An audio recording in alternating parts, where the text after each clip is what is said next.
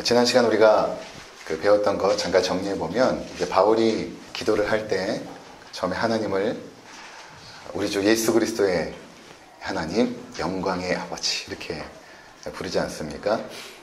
그것이 어떤 의미인지 우리가 함께 나누었죠. 하나님의 그 전능성과 그리고 하나님의 인격성, 그 부분을 함께 우리가 마음에 담아서 기도하는 것이죠. 하나님은 하늘에 계시지만 우리 가운데 인격적인 아버지로 다가오시기 때문에 우리는 기도할 수 있는 것입니다. 그리고 나서 그 첫 번째 기도가 무엇이었냐면, 하나님 지혜와 계시형을 우리 가운데 주셔서 하나님을 알게 하옵소서, 이렇게 이제 기도하지 않았습니까?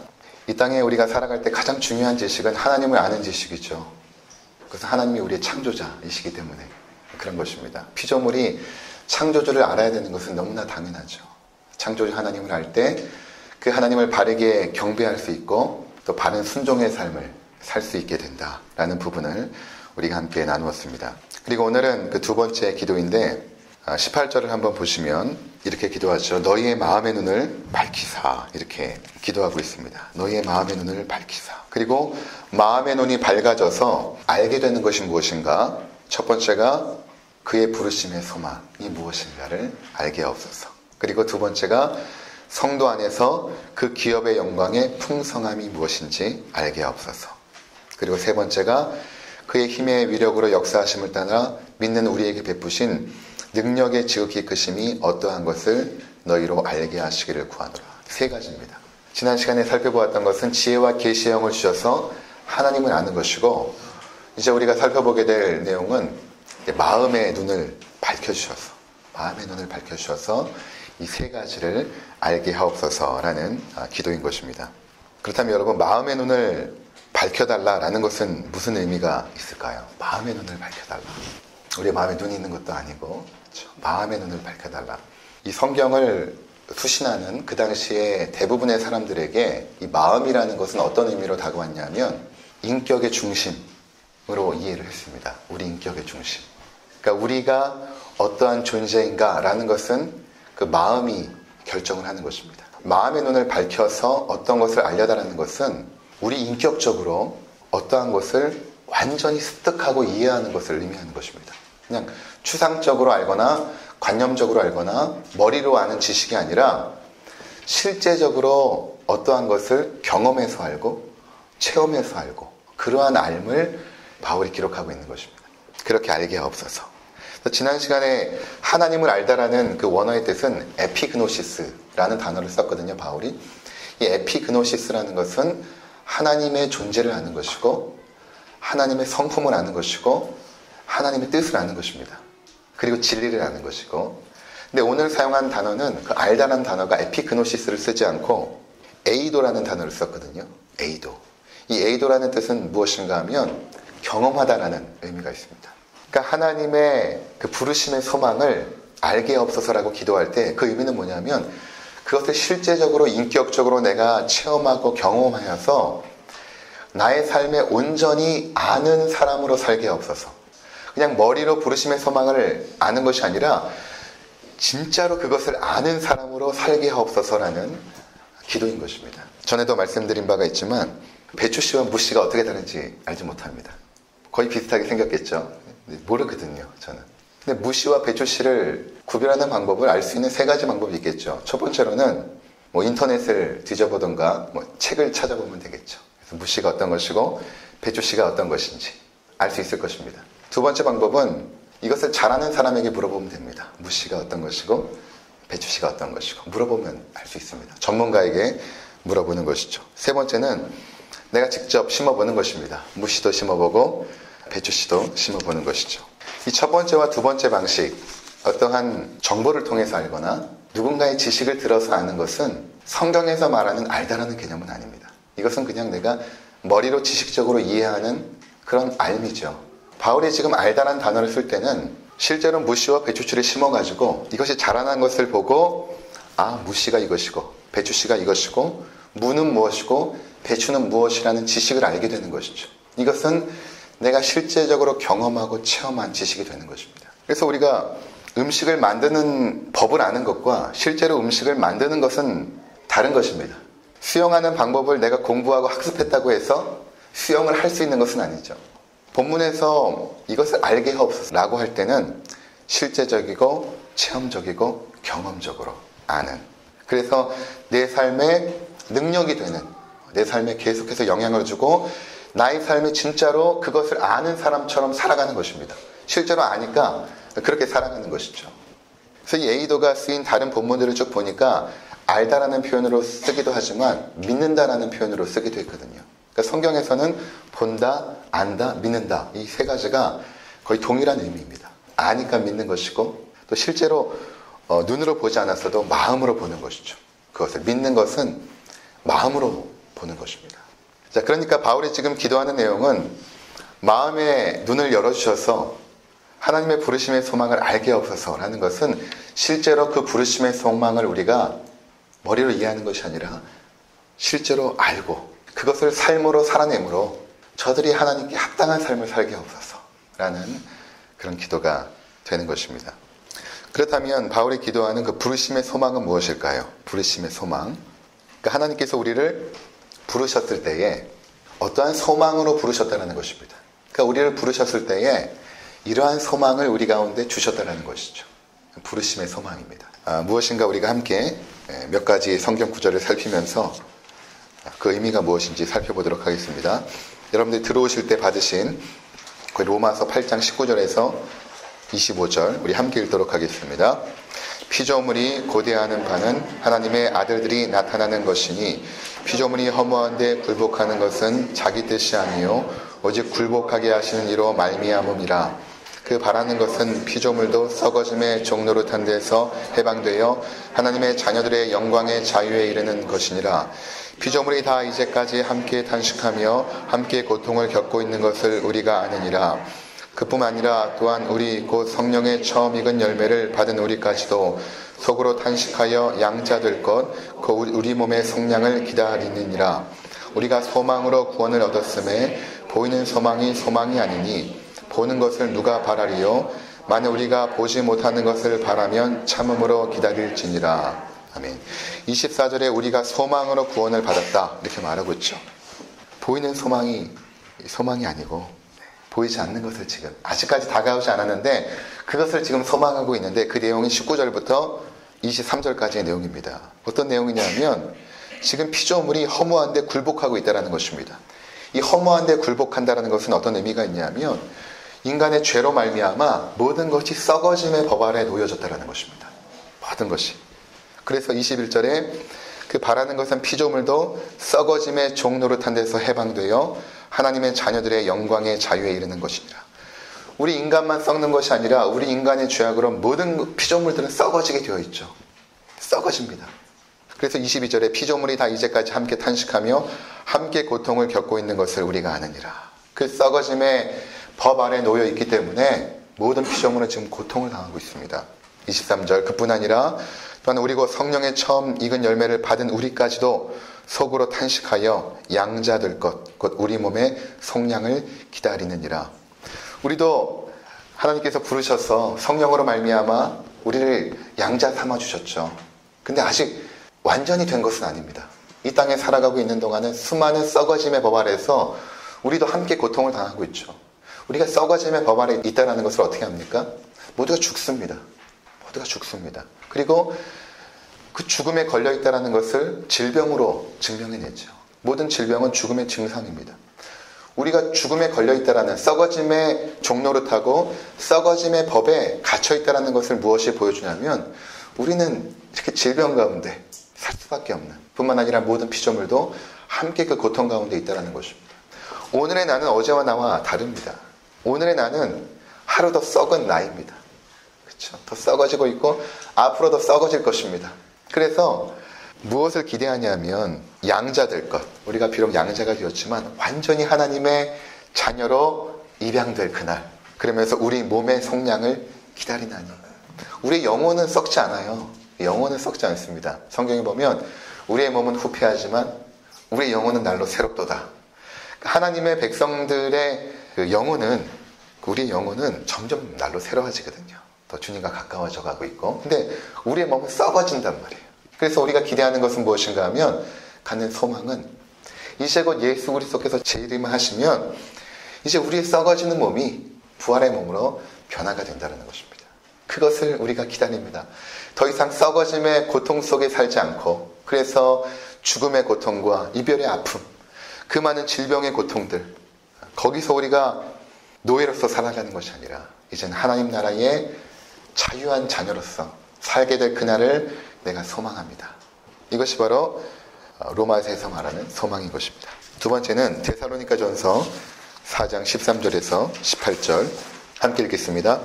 형제들아, 자는 자들에 관하여는 너희가 알지 못함을 우리가 원하지 아니하노니 이는 소망 없는 다른 이와 같이 슬퍼하지 않게 하려 함이라. 우리가 예수께서 죽으셨다가 다시 살아나심을 믿을진대 이와 같이 예수 안에서 자는 자들도 하나님이 그와 함께 데리고 오시리라. 우리가 주의 말씀으로 너에게 이것을 말하노니 주께서 강림하실 때까지 우리 살아남아 있는 자도 자는 자보다 결코 앞서지 못하리라. 주께서 호령과 천사장의 소리와 하나님의 나팔 소리로 친히 하늘로부터 강림하시리니 그리스도 안에서 죽은 자들이 먼저 일어나고 그 후에 우리 살아남은 자들도 그들과 함께 구름 속으로 끌어올려 공중에서 주를 영접하게 하시리니 그리하여 우리가 항상 주와 함께 있으리라. 그러므로 이러한 말로 서로 위로하라. 아멘. 13절에 보면 소망 없는 다른 이와 같이 슬퍼하지 않게 하려 함이라. 즉 너희는 소망이 있기 때문에 슬퍼하지 않는다라는 것입니다. 또한 고난과 아픔과 역경 속에서도 너희는 소망이 있지 않느냐, 그래서 슬퍼할 필요가 없다. 그 소망이 무엇인가? 14절부터 보면 예수께서 죽으셨다가 다시 살아나셨는데 우리가 그것을 믿고 있지 않습니까? 그 믿고 있는 자들은 어떻게 되는가? 예수께서 재림하여 오실 때에, 이 땅에 재림하여 오실 때에 그들이 부활의 몸을 입게 되어 그 부활하신 예수 그리스도와 함께 거하게 되면 살아가게 된다라는 것입니다. 뿐만 아니라 우리도 그것을 기다리는 우리도 그 주님이 오실 때에 우리의 몸도 변하여서 부활의 몸으로 변하여서 그 주님과 함께 거하게 된다라는 의미인 것입니다.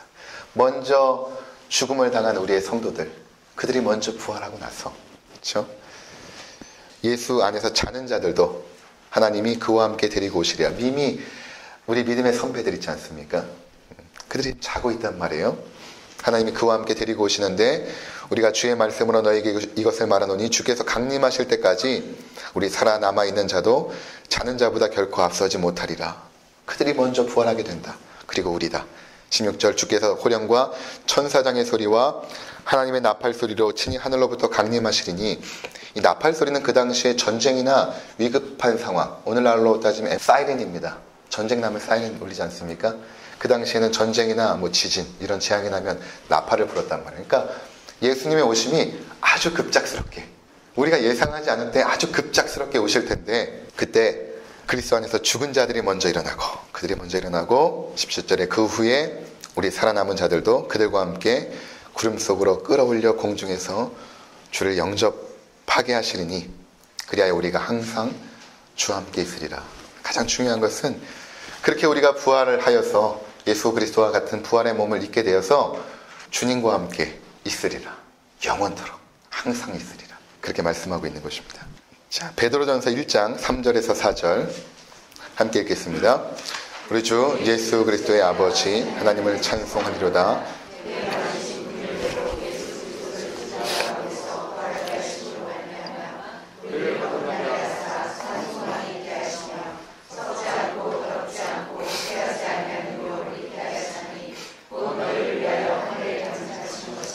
아멘. 하나님을 베드로가 이제 찬송을 하는데 왜 찬송하는가?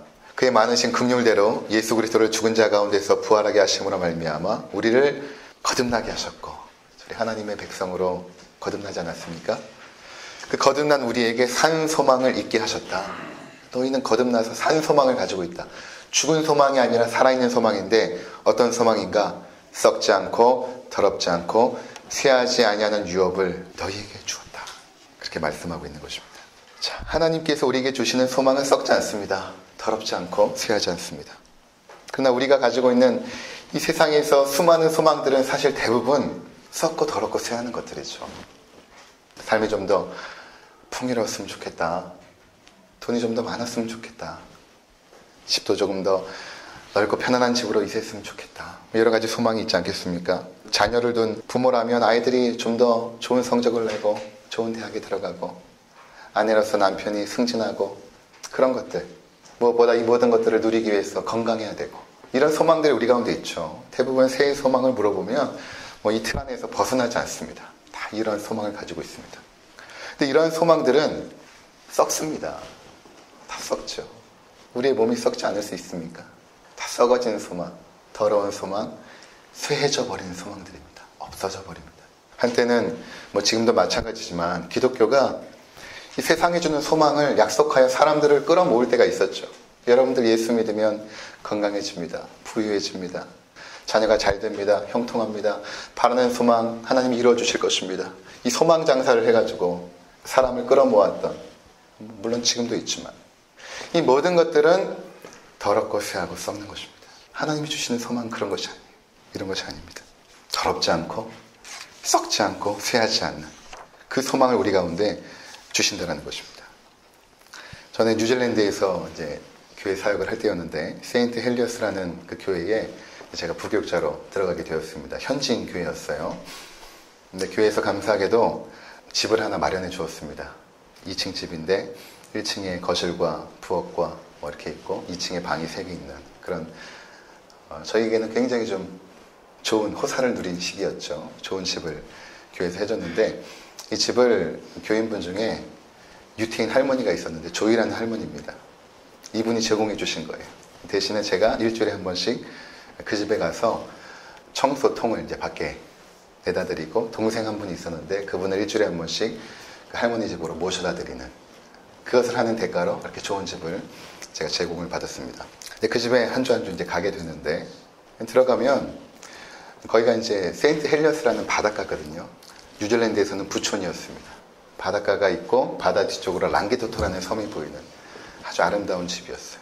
문을 열자마자 앞에 정원이 있고 거기에 분수대가 있습니다.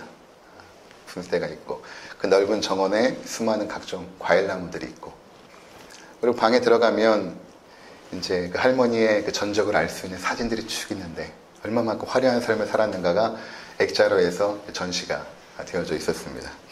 고가의 앤틱 가구들이 하나하나 쌓여져 있고, 근데 한때는 그 분수대에서 물도 나왔겠고, 그 과일나무에서 과일도 따먹고, 그 정원에서 바베큐 파티도 하고 사람들을 초대하여 즐기기도 하고 아이들의 노는 소리들, 웃음소리들이 피었겠지만, 제가 그 할머니를 찾아갔을 때에는 그 분수대에서는 물이 멈췄고 수풀이 우거져 있었고, 그 과일나무들은 수많은 엉겅퀴들이 그것을 둘러엎어서 보기 흉한 모습이었습니다. 문을 열고 들어갔을 때에 카페트의 큼큼한 냄새가 코를 찔렀고, 그 먼지들이 소복히 쌓여있는 그 앤틱 가구들, 거기에 80이 넘으신 그 할머니는 소파에 웅크리고 앉아서 옆에 고양이를 쓰다듬으며 그렇게 남은 날을 보내고 있었습니다. 자, 그 모든 것들이 썩어진 것이죠. 쇠해져 버린 것입니다. 썩고 쇠하고 더러워지고 있습니다. 하나님께서 약속하신 소망은 이런 소망이 아닙니다. 이런 소망은 다 썩어지는 것들이죠. 하나님이 우리에게 주시는 부르심의 소망은 썩지 않고 더럽지 않고 쇠하지 않습니다. 그 소망이 무엇인가? 이제 예수께서 이 땅에 오셔서 우리와 함께 영원토록 거하신다는 것입니다. 영원토록 거하신다. 단순히 그냥 이 고통이 많은 세상을 떠나서 고통 없는 세상으로 가는 소망이 아닙니다. 그건 성경의 소망하고 좀 다릅니다. 또는 천국의 화려함을 누리는 소망도 아닙니다. 황금집에 금면류관에 각종 과일을 먹고 주변에 천사들이 우리를 보호해주고 있고, 이런 어떤 소망도 성경이 말하는 소망은 아니에요. 성경이 말하는 소망은 예수님과 함께 영원토록 거하는 것입니다. 예수 그리스도와 함께 영원토록 거하는 것입니다. 그래서 골로새서 1장 27절에 보면 하나님이 그들로 하여금 이 비밀의 영광이 이방인 가운데 얼마나 풍성한지를 알게 하려 하심이라. 이 비밀은 너희 안에 계신 그리스도니 곧 영광의 소망이니라. 그렇죠? 그 영광의 소망이 무엇인가? 예수 그리스도다. 예수 그리스도다. 그리스도가 우리의 소망이다. 또 디모데전서 1장 1절 함께 있습니다. 우리 구주 하나님과 우리의 소망이신 그리스도 예수의 명령을 따라 그리스도 예수의 사도된 바울은, 그렇죠, 우리의 소망은 예수 그리스도를 만나서 그와 함께 동행하며 영원히 살아가는 그 삶, 그것이 우리의 소망, 부르심의 소망이라는 것입니다. 그렇다면 여러분은 이러한 부르심의 소망을 가지고 있습니까?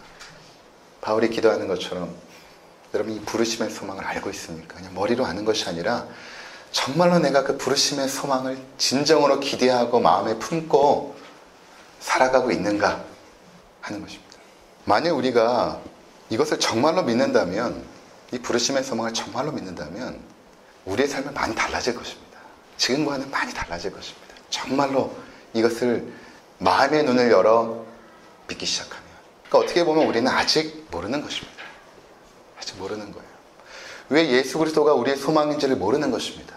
만약 예수님이 우리의 소망이라는 것을 안다면 우리는 그분을 더욱 깊이 사랑하게 될 것입니다.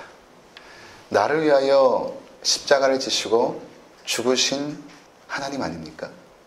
하늘 보좌를 버리고 이 땅에 내려오신 것입니다. 나의 죄를 용서하기 위하여 죽으셨습니다.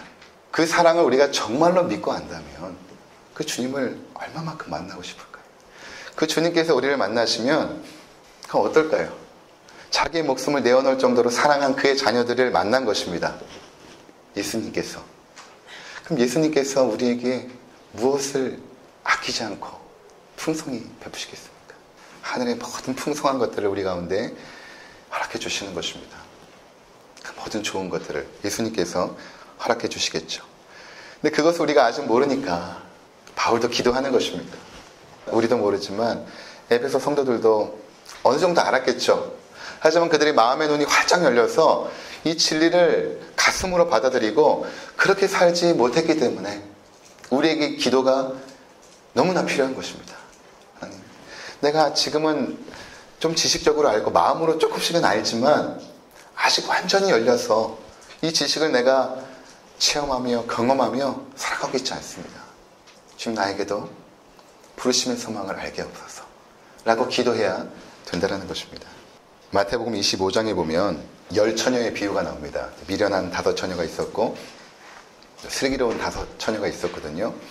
근데 이제 예수님께서 그 당시에 그 결혼 풍습을 배경으로 해서 이 비유를 주시는데, 그 당시에 보통 이제 혼인을 하게 되면 이제 신랑이 신부 측 장인과 혼수나 지참금에 대한 것으로 이제 먼저 상의를 합니다. 한편에서는 상의하고 있고 한편에서는 신부와 그의 친구들이 이제 그것들이 끝나면 신랑이 오게 되거든요. 그럼 신랑을 맞이하여서 연회장으로 들어가게 되고 연회장에서 혼인 잔치가 이제 펼쳐지게 되는 것이죠. 근데 이제 신부와 그 친구 10처녀들이 신랑이 오기를 기다리고 있는데 늦게 오는 것입니다. 뭔가 지참금이 합의가 잘 안 됐던지 늦게 오는 것입니다. 그래서 꾸벅꾸벅 졸고 있는 거예요. 그렇게 졸고 있을 때 신랑이 다 왔습니다. 신랑이 오면 이제 그들이 주로 이제 파티가 밤에 벌어지니까 등불에다가 기름을 넣고 불을 붙여서 연회장으로 가서 거기서부터 축제가 시작이 되는 것입니다. 슬기로운 5처녀는 등도 있고 기름도 준비를 했는데 이 미련한 5처녀들은 등은 준비했으나 기름을 준비하지 못한 것입니다. 그래서 이제 신랑이 와서 나가야 되는데 기름이 없으니까 이제 슬기로운 5처녀에게 우리에게 기름을 좀 나눠달라 부탁을 하죠. 그러니까 이 5처녀가 이거를 가진 않았으면 부족하다. 오늘 밤새도록 우리가 축제를 해야 되는데 나에게 부족하니까 미안하다라고 사양을 합니다. 그리고 이들이 떠납니다. 뒤늦게 이제 기름을 준비해서 부랴부랴 갔겠죠. 이미 문은 닫혀 있고 그곳에서는 축제가 일어나고 있습니다. 그러면서 예수님께서 이렇게 말씀을 하십니다. 내가 너희를 알지 못하노라 하였느니라. 그런즉 깨어있으라. 너희는 그날과 그때를 알지 못하니라. 예수님께서 이 땅에 재림하시는 그날과 그때를 알지 못하니라. 깨어서 준비하고 있으라. 이것을 정말 여러분들이 믿는다면, 부르심의 소망을 믿는다면 우리는 지금부터 깨어서 준비해야 되는 것입니다. 주님 만날 준비를 해야 되는 것입니다. 요한일서 2절 3절 사랑하는 자들아 우리가 지금은 하나님의 자녀라. 장래에 어떻게 될지는 아직 나타나지 아니하였으나 그가 나타나시면 우리가 그와 같이 될 줄을 아는 것은 그의 참모습 그대로 볼 것이기 때문이니 주를 향하여 이 소망을 가진 자마다 그의 깨끗하심과 같이 자기를 깨끗하게 하느니라. 주님께서 오시면 우리도 그분처럼 부활의 몸을 입는다라는 것이죠. 그와 같이 된다. 그러면서 그의 참모습을 보게 될 것이다. 이 소망을 가진 자는 어떻게 살아가는가? 그의 깨끗하심과 같이 자기를 깨끗하게, 이 땅에서 그래도 주님 만났을 때 좀 더 부끄러운 모습이 없도록 거룩하게 살게 될 것이다. 이렇게 말씀하고 있는 것입니다. 우리에게 종말은 두 가지죠. 예수님이 오심으로 맞이하는 종말이 있고요. 또 하나는 우리 인생의 종말이 있습니다. 죽음으로 맞이하는 종말이죠. 두 가지 다 공통점은 언제 일어날지 알지 못한다는 것입니다. 제가 2003년 4월에 창원에 있었습니다. 그때 이제 아내랑 결혼하려고 창원에서 준비하려고 내려갔는데 그해 2월 18일에 그 근처의 대구에서 큰 지하철 화재 참사가 있었습니다. 침울한 분위기가 창원에까지 전해져서 그때의 기억이 저도 생생한데 평범한 오전 시간이죠. 한 10시 한 반 정도. 김대한이라는 한 50대의 52살로 이렇게 얘기를 하는데 김대한이라는 사람이 신화통을 들고 그 지하철 안으로 들어온 것이죠. 그런데 거기 있는 사람이 도대체 뭐 하는 짓이냐, 왜 자꾸 라이터에 불을 켜느냐 하니까 이 사람이 이제 화가 나가지고 신라통에 불을 붙이고 던져버린 것입니다. 지하철 문은 닫혔고 순식간에 그것이 아수라장이 되기 시작합니다. 그리고 12칸의 지하철에 삽시간에 불이 타들어가 이 사건으로 192명의 사망자와 21명의 실종자 그리고 148명의 부상자가 발생했습니다. 전 이 사건을 보면서 우리의 종말이 이와 같을 것이다. 그런 생각을 했습니다. 평범한 날이죠. 어떤 사람은 오전 10시 반이니까 뭐 학교에 가는 친구도 있었을 것이고 뭐 아기를 업고 시장에 가는 어머니도 있었을 것이고 친구를 만나러 가는 우리의 보통 사람들도 있었을 것입니다. 내가 그 자리에 있었을 수 있어요. 갑자기 누군가 달려와 신나게 불을 붙이고 그 불을 던졌을 때 문이 닫히고 다 들어가기 시작합니다. 그때 내용을 다큐멘터리로 담은 영상을 한번 본 적이 있습니다. 그러니까 어떤 영상이냐면 이제 그 안에서 죽어가는 사람들이 이제 마지막으로 이제 전화를 시도를 하는 것이죠. 가장 급하니까 뭐 부모에게나 뭐 자녀에게나 통화를 하는 내용들입니다. 어떤 내용이냐면 주로 이런 것입니다. 엄마, 문이 열리잖아요. 문이 열리잖아요. 뭐 아무리 두드렸겠죠. 안에 있는 것으로 다 깨워부셔도 문이 열리잖아요. 어떤 사람은 아버지, 너무 뜨거워요. 너무 뜨거워요. 그 안에서 그 불길에 휩싸여 죽어가면서 얼마만큼 공포스럽고 힘들었겠습니까? 그렇게 우리의 종말이 임한다는 것입니다. 그런데 마지막 순간에 이분은 한 50대 중반의 남자분이었는데 전화기를 들고 아내와 통화를 합니다. 그리고 마지막에 이렇게 이야기를 합니다. 여보, 나 하늘나라 간다. 나 하늘나라 간다. 그리고 전화가 멈췄습니다. 이것이 신문에 소개되어 저도 알게 되었습니다. 이분은 대구의 어느 교회 집사님이셨는데 마침 성경책을 들고 교회로 가는 길에 다 불탔지만 성경책이 타다남고 그 안에 주보가 발견되어서 이분의 신분이 첫 번째로 발견이 되어 장례식을 치르게 된 사연이었습니다. 우리의 종말이 이렇게 닥치는 것입니다. 언제 어떻게 임할지 아무도 알지 못하죠.